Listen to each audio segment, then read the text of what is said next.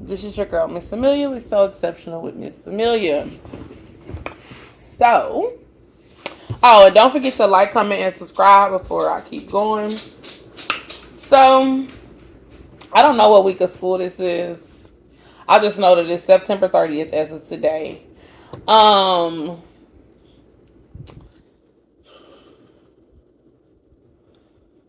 I just got a job offer for a behavior technician position, and I accepted it. Um, it's just part time.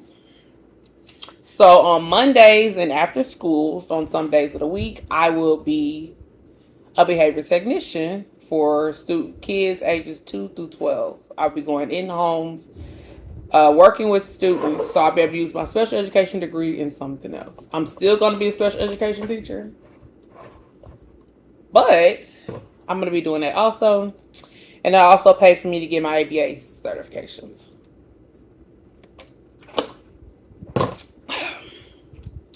And I still have been promoting and advertising my personal business for tutoring and education services as well. I'm trying to get to a point that by the end of the school year, I have enough consistent clientele with that, as well as enough income with my behavior technician to where it won't necessarily be a requirement to me to work at the school. That way I could just pull back from working at the school full time and just maybe sub in the special education department. But we shall see. Um, I'm so sick of the 6-7 stuff. Like, so bad. Like, I hated in my math lesson today that I had to say, I need y'all to do problem 6. And he finished it for me. 6-7. And the girls sick of it too, because they said, I wish y'all would get over this. One of the girls was like, what is wrong with this generation with all this stuff like this? I'm so sick of that 6-7 stuff. Like, I've been doing good all school year so far. I know it's early. I only had one incident in the very beginning of the school year where the boy was like 6-7, but I hadn't heard it since. We just can't get rid of it. And the boy was like, Miss Amelia, don't worry about it. We bringing this into the next year too. No, hopefully not. Hopefully by the time that time comes, y'all forget. Because y'all don't even remember to bring y'all homework. So I'm hoping they forget that too. But yeah. This week, I don't got a lot going on this week. I might bring y'all along this week for the introduction lesson on irony for the 3 students that I'm preparing them for the regular English class.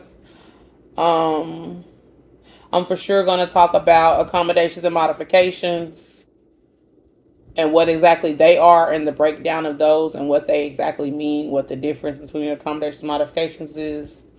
That's what I'm going to do in this week's vlog. It's the more you know. It's more of a more you know vlog. So the more you know topic will be accommodations and modifications. What are they? What's the difference? What exactly that means. And I also bring y'all a little bit along for maybe a little bit of lessons. Maybe me preparing my students' IEP binders. But yeah. Hope y'all enjoy the vlog this week. See you in the next clip. So this is like from October 7th through the 10th. This is the start of that.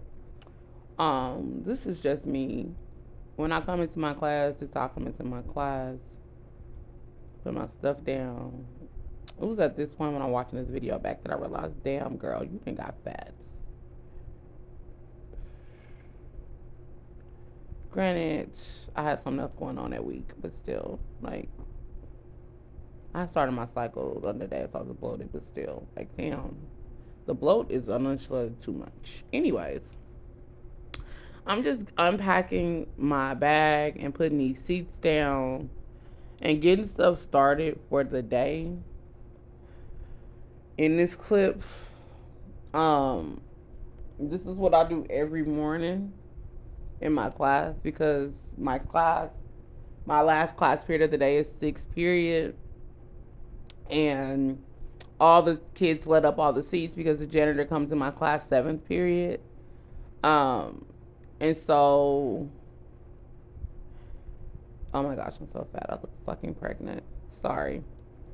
Um, it's just distracting me. Um, but yeah, this is when I'm erasing the stuff off the board so I can get the board ready and cleaning it so that I can get stuff prepared for the day to start. Um, I have these little calendar things that I made. Well, not calendar things, dates, things that I made with the month, date, year. And I change them every morning. Last year I had students that did this stuff. All those students have went to high school. These kids can't even remember to, or can't even tie their shoes. Some of them can, or can't even remember to just do the basic stuff in here. So there's no assigning any quote unquote jobs or tasks and stuff in this class. This year. Um, for this vlog, it's a lot of ranting in this vlog. Like, I'm really frustrated, and I'm really at that point where I'm really ready to quit, but I don't want to because I know that the kids need me. And that's the only reason why I even wanted to work at the school. It was for the kids because I wanted to come back to the town that I grew up in. I wanted to teach at the school that I went to because I wanted to be a positive point in the kids' life so I can like help the youth in my community. That's the only reason why I wanted to teach in this particular school district that I'm at. This is the only school district that I want to teach at. I don't want to teach anywhere else. And if I get to the point where I feel like I can't be at the school district anymore, I feel like that'll be where I'm at the point where I will no longer teach because I only want to teach at the kids at my school district. Because there's not many minorities at my school. You can literally count the minority teachers on one hand in my school district. Like, and there's still fingers left. So I don't want to leave because I know that it's needed. Um, and I know that I'm making a difference in my kids, my students' lives, especially like my kids in the special education field. How because partially because of me and also because of their willpower, but because the stuff that I do with them and the way that I work with my kids, they're able to be pushed out of special education by the time they go to high school. And so I know I'm doing my job and I know I'm doing it well. And I know I'm being a big help. But sometimes the things in the school districts with the politics behind stuff, the administration, stuff that go on behind the scenes is the part that makes it hard to want to stay. It's not the kids. Despite the behaviors, despite me having like a really low class academically this year, despite all of that, it's not even that. It's the behind the scenes stuff. And that's hard. So that's why, like, I never take a personal day. I've been working at the school since 2019. I have never taken a day off, not just like a personal day, not like this night, like I did like this. I took a day at one point because I was going somewhere out of town, but it was something I was going out of town for school for when I was working on my master's. I was going to the state that I was going to school because I had to do some stuff.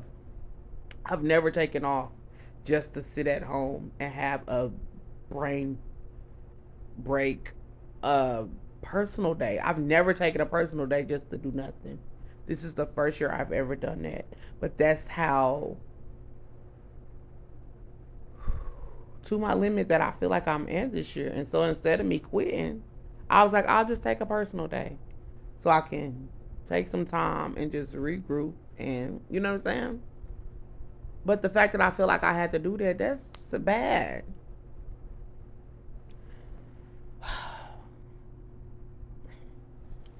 Like, this year,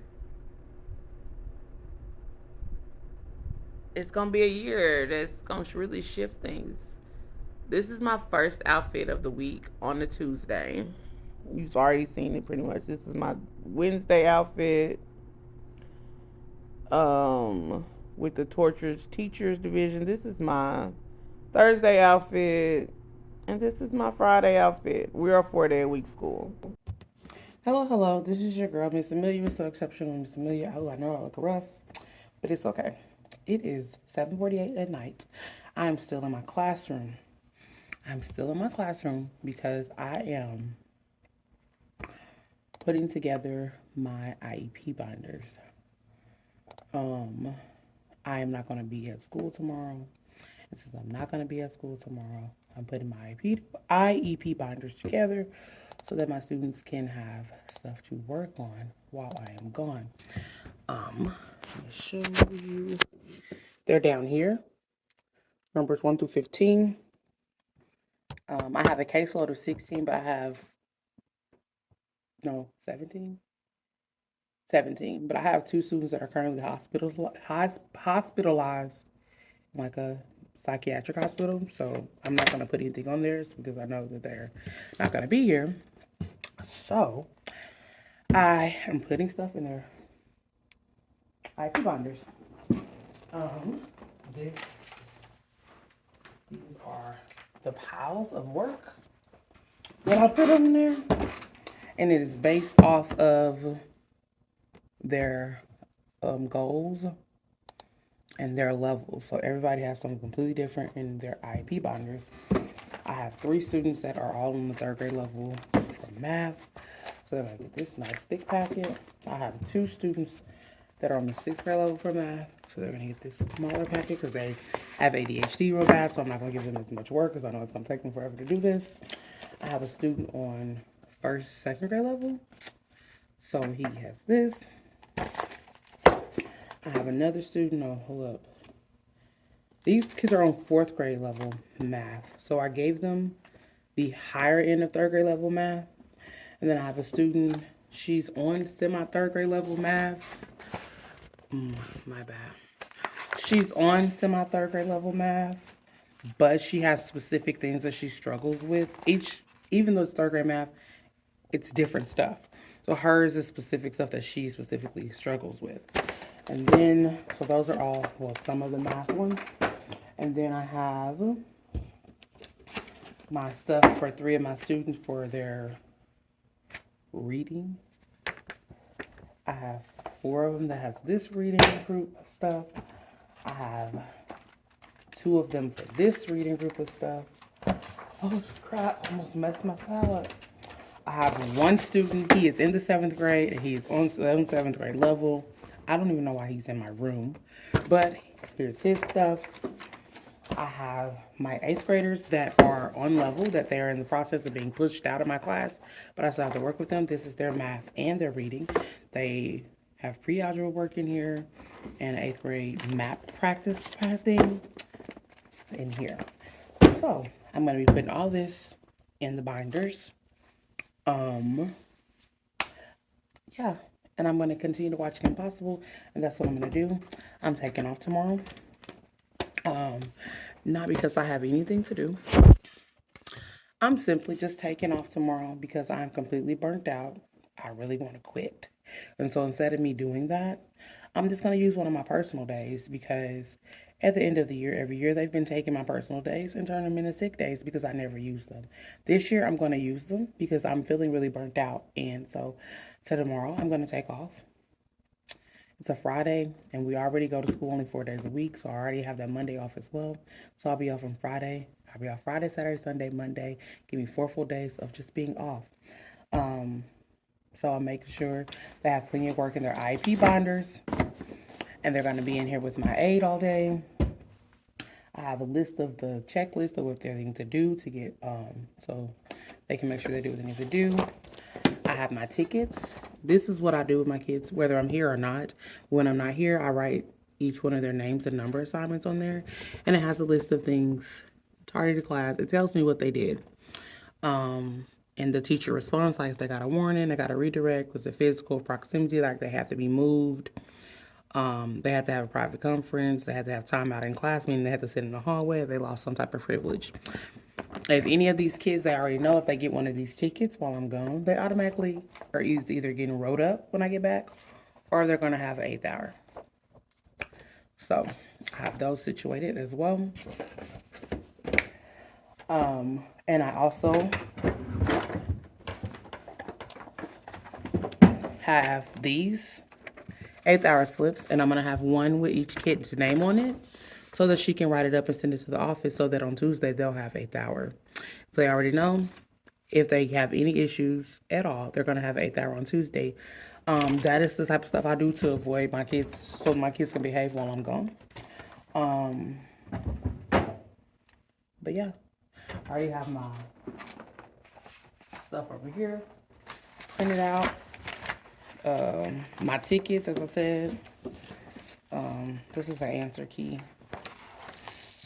I'm not gonna have her worry about that stuff. I ain't taking no work to do. Take that back. I'm gonna take my stuff so I can do my progress reports because in my IP corrections, because I don't get to do that stuff while I'm here because I'll be doing so much other stuff. So I'm gonna give her an answer key because some kids come turn something in. I have information written on here. I can't turn it. And it's a list of everything that I basically wrote on the board, letting you know, like, hey, this is the stuff that needs to take place. I'm probably not even going to give it to her because I did write it all. Yeah, I wrote it all on the board, so I'm not going to give it to her. Sorry. I have my rosters, and I already did attendance for the first hour with the girls' lunch option. I already asked her what she wants, so all she got to do is send that down.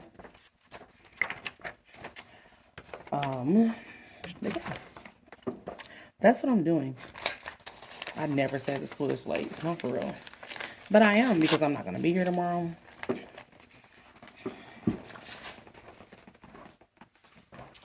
I made sure I read all of the tests that all the kids had that had tests and it need to be read.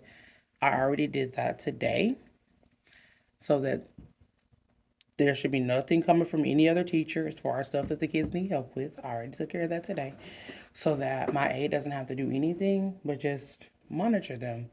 Help them maybe with a couple words or something like that. But most of the stuff, like if they're on the 3rd grade level, I gave them 2nd grade level work. If they're on the 5th grade level, I gave them 4th grade level work. And I did that intentionally so that they can work independently, so that they can just work in their IEP binder. And it can be nice and quiet and chill in my class while I'm gone. I try to make it as least complicated as possible, but like I have my kids working their IP binders at least once each quarter because I have to check their goals and make sure they're making progress on the stuff that I've been teaching them. So that's what this does. This gives me an opportunity to check that information out. But this is the end of my blog.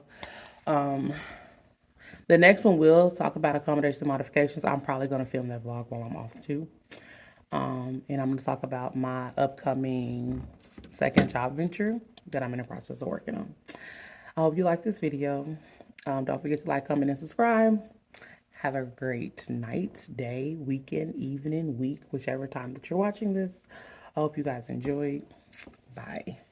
So when I have a sub, this is how I leave my class. I put my stuff, I plug up the electric pencil sharpener.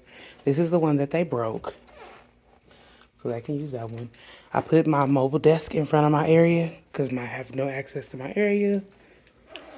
I make sure all the trays are cleared out, so okay, nobody slip up and act like they already have something turned in. I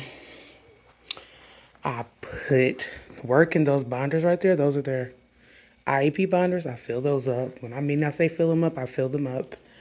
I leave, I'm gonna do a quick little, I leave notes on the board. I'm not gonna do the top part because it has some of the students' names on it, but I lock my Chromebook station. The only Chromebook that's left out is one for my aide. But yeah, that is how I leave my classroom. And I leave this right here as well with the office pass and the bathroom pass. That's it. But the binder has the nurse's slips, 8th hour slips with everybody's name on it, my signature already so that A can give them an 8th hour, my rosters, my behavior tickets, and emergency procedures because it is a fire drill and an earthquake drill tomorrow. I ain't trying to be there for that. So, this is what I do when I leave my class.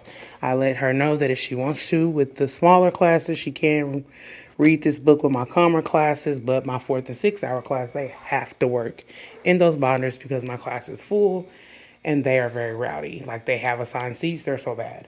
So, yeah, this is how I leave my class, and this is where I leave my stuff for my aide when when I'm not going to be in class. But yeah. Honestly, this just might be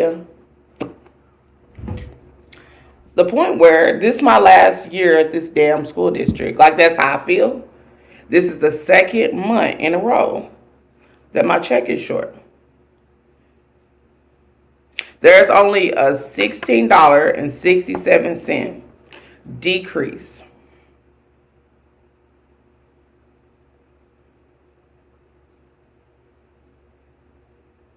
That's it. Only a $16.67 decrease in my pay. That's it. Just a $16.67 decrease in my pay. That's it. And that was the $16.67 per month that I was being paid extra for junior high girls basketball.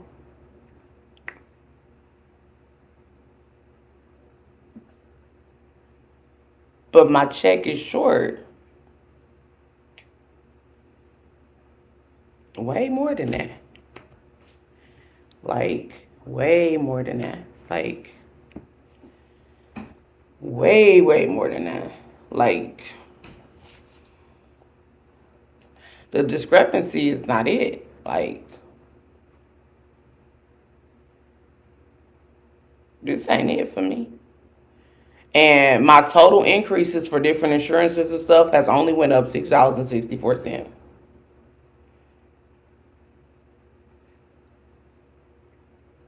So I'm trying to figure out, why do I have this discrepancy in my pay? Like, y'all already don't pay me as a teacher. Y'all already don't pay us enough. So why I got this discrepancy in my pay? And then the people who are in charge of this, like, separating the stuff on the check and all that stuff like that. Oh, y'all not here today? So then can't nobody even discuss with y'all? They better be happy I took off today. I took off today. That's why I ain't even at the school right now. I took off today. And they better be happy I took off. But I'm sitting here doing all these calculations. I'm like, y'all, again, for the 2nd month. Because I said something last month. And I just said, oh, it's just because of the MSTA. No, it's not. MSTA only took $44.17. Okay? My net pay has went down significantly. When I say my net pay has went down significantly, I mean my net pay has went down significantly. Like significantly. Like, this gonna be my last year working at this school. I don't got time for people playing with my money. And I know this is a rant and it's a vent. I'm for real. Like, this ain't it. You playing with my money and y'all already don't pay nobody. How you don't pay nobody and you playing with my money? That's crazy. Like, is you freaking serious?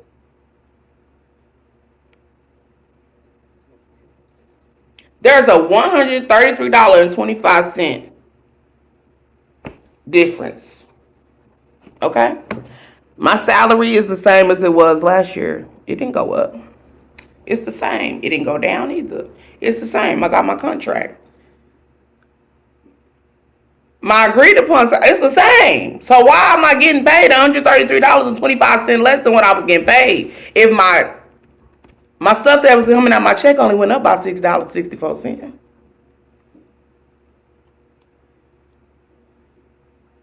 Right? If that went up $6.64, and then I'm not doing the girls basketball, and it's not because I don't want to, it's because Somebody else wanted to do it, and the men, they want to stack their stuff. They want to stack their money up. They want to stack the men's jobs at the school so they can make more money. But they take away the stuff. I'm the only girls basketball coach. The only girl coach of an actual sport for real anyway at the school district.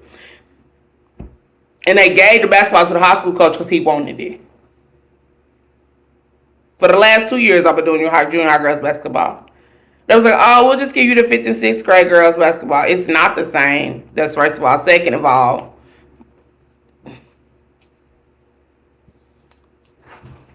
and I'm going to get paid for that when that time comes. So, you feel what I'm saying? So, that ain't even the issue. The issue is, I only had a $6.64 increase.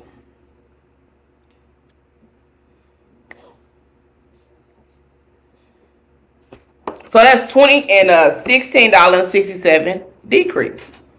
So that's $23.31 that my check should be the difference. It should be short only $23.31 compared to last school year. Not